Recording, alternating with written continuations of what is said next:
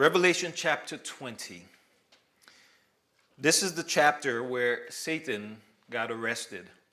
You know, in our world today, people are going around and asking the question, why doesn't God do something about all of the bad and the evil that has taken place?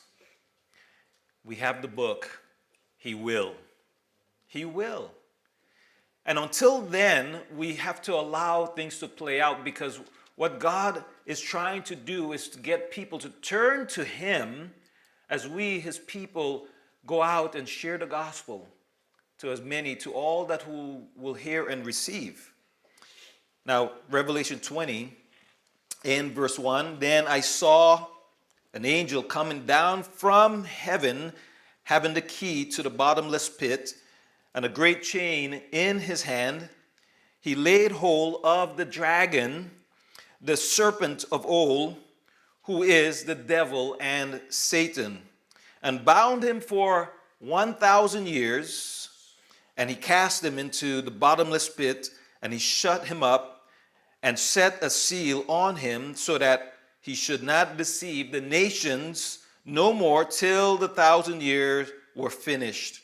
But after these things, he must be released for a little while. Now we see here that John sees an angel coming down from heaven. This angel, this great angel, some believe that is Michael the angel. And notice that it's just one angel. It's not an army of angels. It's just one. And in his hands, he have this key. And in another hand, he have the chain. And what is he going to do? Listen, hold Satan, I believe, by his neck. He's going to hold him with one hand. And he's going to chain him up and cast him into this place of holding. Now, I want you to understand this, because some people have an idea and a belief that, well, Satan is on one side and he is against God on the other side, and they're in this big cosmic battle, and who's going to win? Who did God send? God didn't even go himself. He just said, Michael, go get him. Yeah. Go get him. That's to show you the power that God has. Amen. Now, notice the names of Satan that is here. In verse 2, it says, he laid hold of the dragon, the serpent of old, who is the devil and Satan. There's over 40 names and titles given to Satan in the Bible. We see here that 4 of them are listed here. And if you would notice that 2 of them kind of speaks of what he does, and the other 2 speaks of who he is. The first 2, notice the dragon. He's called a dragon. When you hear of a dragon, it thinks you think about something that's frightening and fearful. Yeah. To stand before a dragon is like, oh, I don't want to see that, right? And so, you know, this dragon, that if you think about Satan, he comes and he brings fear to people.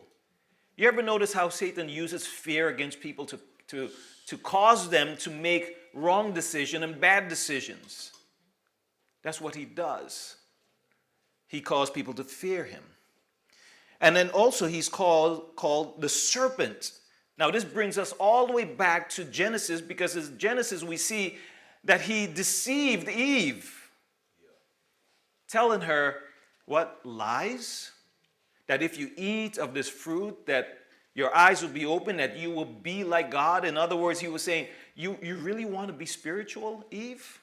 Here's a true way to become spiritual. And he deceived her, and she ate of the fruit. You see, it's the same lies and tricks that the enemy is using today to every one of us. He comes to us using fear and using tactics to deceive us. Now, notice he's also called the devil. Well, we know that Satan's real name is Lucifer, the bearer of light. But here he is, the devil, which he is the accuser or the slanderer. If you think about it, what does Satan do? He gets us to fear. He gets us to be deceived. And when we fall into sin, then he condemns us. That's what he does. He's so good at that. You know, you call yourself a Christian. If you were a real Christian, and now you're doubting your salvation. You see, he wants to deceive us. He wants to slander us. And notice also, he's called Satan. Satan means adversary or enemy. You see, everything that God does, he opposes. And everyone that is of God, he comes at them. You see, when you become a believer, it's not live happily ever after here on earth. No, listen, he is going to come at you. He is going to throw everything at you to get you what? To fall. He is your enemy. He's not your friend. And sometimes people believe that they can play around with Satan and that he somehow wants what's good for you. No, he wants to kill, steal, and destroy. So notice this angel came and bound him up for 1,000 years in verse 3. 1,000 years. This is referring to what we call the millennial kingdom that's to come. Jesus Christ, when he returns the second time, he is going to set his foot down on Jerusalem, and he will rule and reign for 1,000 years. And during this 1,000 years, Satan will be bound up. He won't be able to deceive. He won't be able to lie and bring fear to people. He will rule and reign for that 1,000 years. Now, during this time, who will be on the earth? Well, we see that the people who survived, that went through the tribulation, that came to the other side, they didn't die, they didn't surrender, they made it through, and they will still live on the earth. And so Jesus will rule in righteousness, in truth, in justice. And so he will rule for 1,000 years. And so you can imagine how the world will be finally, without all of the issues, without all of the things that we deal with on a regular basis. You know, I heard someone had said before on the topic of sexual sin. They said, could you imagine if we just got rid of sexual sin from the world? How will our world be different?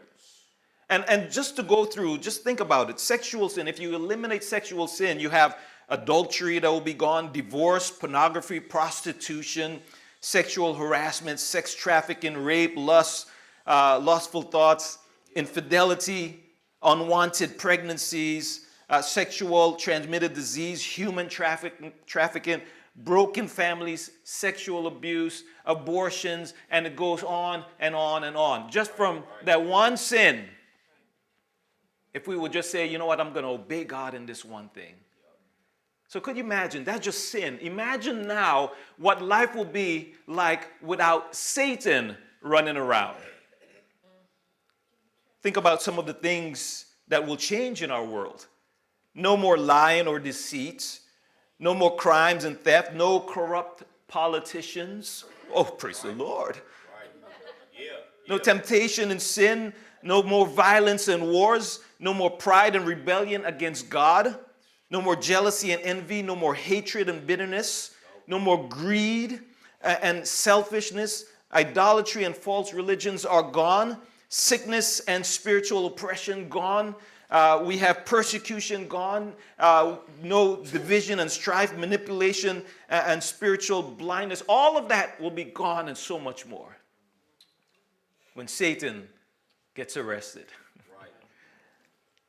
Now think about this. In the millennial kingdom, the Bible gives us a few scriptures that describes how it will be.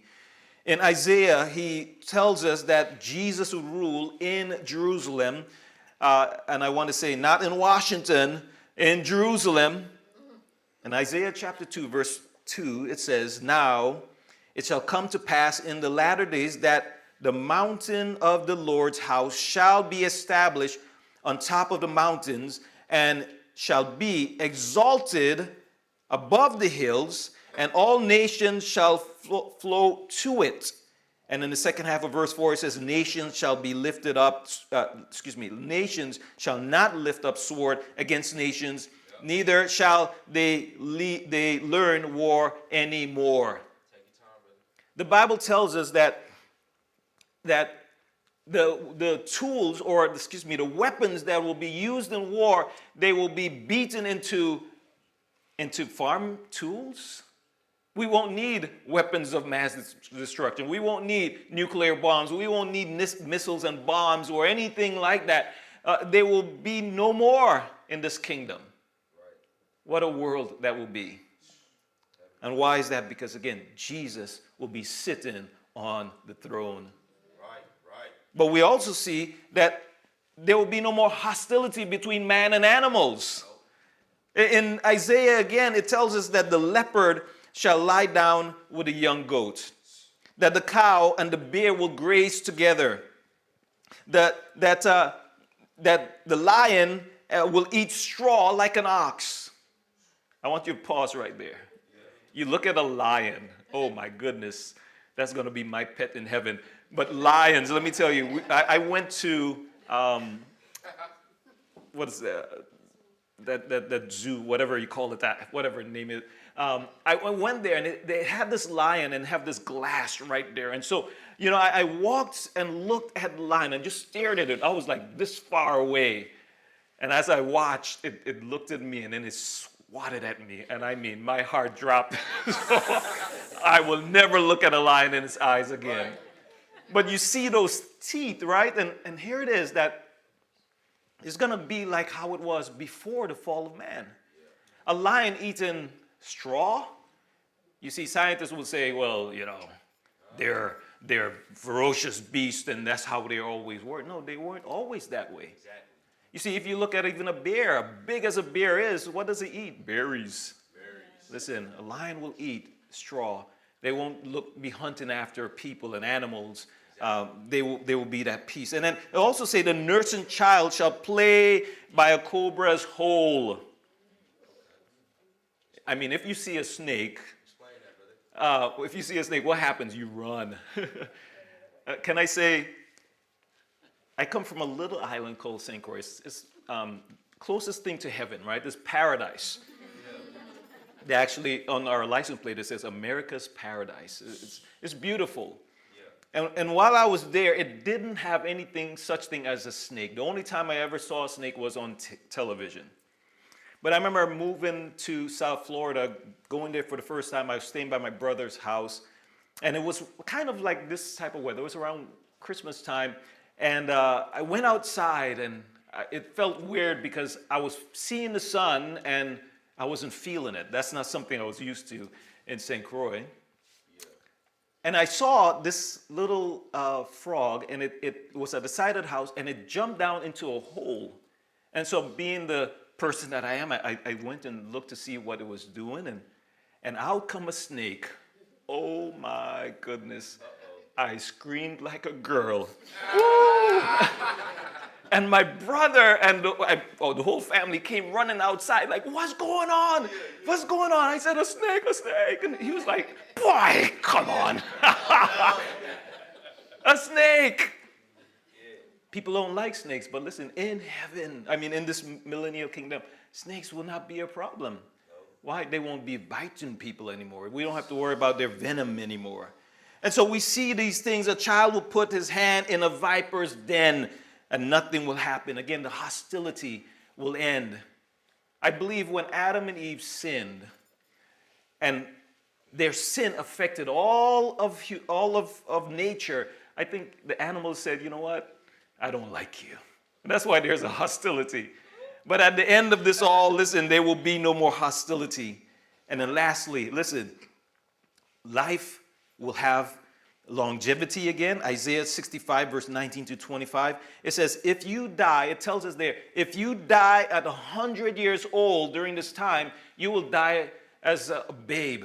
In other words, people will live long lives again, just like it was back in Genesis. If you remember in Genesis, before the flood, you had Adam and Noah and Methuselah and all of those, and they lived how many years? Well, Methuselah, he lived 969 years. We had Jared 962 years, Noah 950 years, and Adam 930 years. That's long life. My grandmother lived 90 years old I mean, she was surrounded. I mean, it was like as much people at her party, probably more than this. So, all of her children and grandchildren and nieces and nephews. I mean, just so much. Yeah.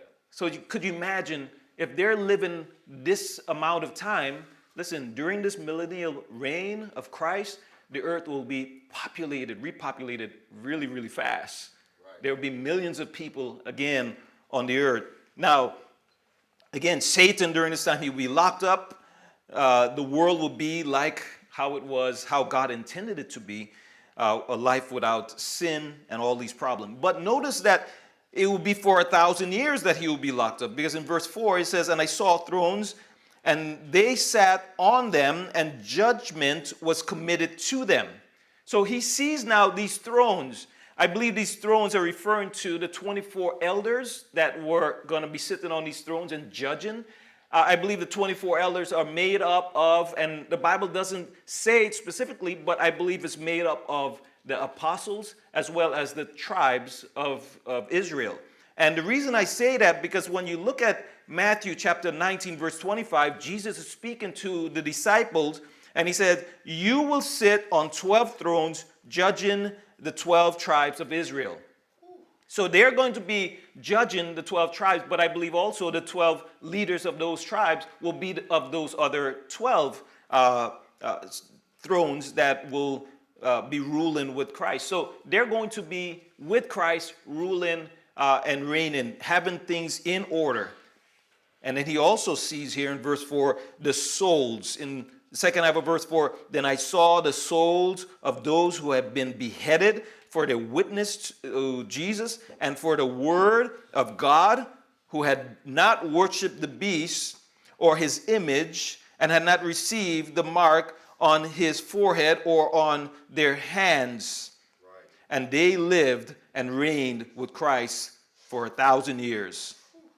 So we have these believers who had died during the tribulation. They will be now raised back to life. They are going to live on the earth as well.